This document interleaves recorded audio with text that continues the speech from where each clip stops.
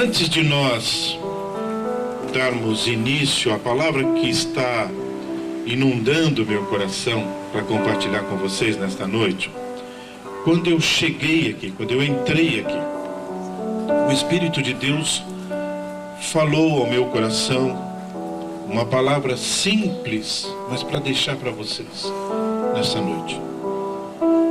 Jesus tinha ministrado, a Bíblia diz, quase o dia todo. Vocês já vão se lembrar da passagem. Ele ministrou e já era à tarde, diz a Bíblia. Ele disse assim para os seus discípulos: eu procurei alguma coisa similar em outras passagens e eu não encontrei. Então, mas eu não posso afirmar que é o único lugar que Jesus deu uma ordem tão forte como aquela. Jesus disse assim para os discípulos: entra no barco e atravessem a banda de lá. E você não vê nenhum discípulo questionando Jesus. E eu tentei me colocar no lugar dos discípulos e eu questionaria Jesus. Mas Jesus, e tu não vai? Tu não vai entrar no barco? Mas não tem questionamento. Não tem questionamento. Porque era uma ordem. Jesus estava dizendo: entra no barco e atravessa para a banda de lá. Ninguém perguntou onde ele ia. Daí no final do versículo ele diz: porque eu vou subir ao monte para orar. Também ninguém se colocou como voluntário para ir orar junto com ele.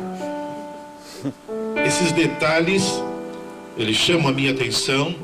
E o Espírito de Deus me trouxe essa palavra quando eu entrei aqui, para deixar no coração de vocês. Os discípulos foram, obedeceram. Isso simboliza a cada um de nós.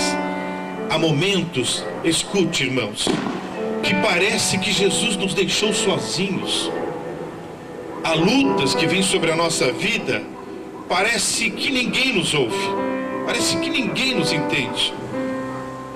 E parece que a gente não consegue ver ninguém ao nosso lado ou tão próximo o suficiente que iria nos compreender. Talvez os discípulos se sentiram assim. Talvez um questionou o outro depois que foram para, mas que negócio é esse? Por que Jesus não veio? E é neste momento que o inimigo das nossas almas quer se aproveitar como se fosse uma fragilidade nossa. E ele manda os emissários de Jezabel para vir dizer nos nossos ouvidos, dizer: tá vendo, você está sozinho, você está sozinha, tá vendo, né? Aquela pessoa que disse que era teu amigo, tua amiga, cadê nesse momento? Porém, espere um pouco. O barco saiu, as ondas vieram sobre o barco, e naquele instante Jesus não estava no barco. Estava somente os discípulos depois de um dia ministrando, acompanhando o mestre. E disse que eles já estavam cansados de lutar contra a tempestade e o barco quase se enchia. E no meio daquela tempestade, de repente, eles gritam como se vissem um fantasma. E Jesus vem em cima das ondas, caminhando sobre elas. E um deles diz: deve ser um fantasma. E quando para ter a convicção, e vocês sabem qual, dos discípulos, disse: mestre, se és tu, então peça que eu vá. E Jesus o chamou e disse: então saia do barco. Eu sempre preguei, antes de o Espírito de Deus me fazer entender essa passagem, que Jesus sempre nos convida para o barco. Depois que o Espírito Santo me explicou e eu entendi essa passagem, eu comecei a entender que tem dias, tem momentos, tem épocas que Jesus nos chama para sair do barco.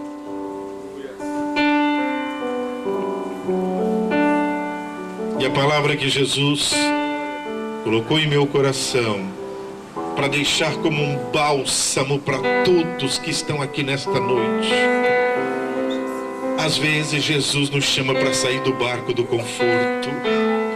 Parecia que lá estava seguro, parecia que lá você ia resistir à tempestade, parecia que estava tudo certo.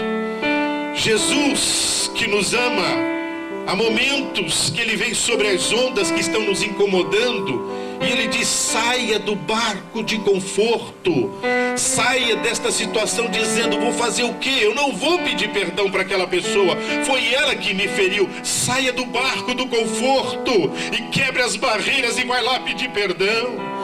Entre na onda com Jesus, que vai ser bem melhor. Ele não vê a hora de te trazer, porque quando nós saímos do barco do conforto, dá a impressão até de questionarmos Jesus. Aqui no barco ainda teremos escape, mas em cima desta onda, imagina se essa onda sair fora do teu controle, o que não vai ser de nós? Ela vai nos tragar e nós vamos ser consumidos por ela. E Jesus te convida, a todos que vieram aqui nesta noite: saia do barco de conforto.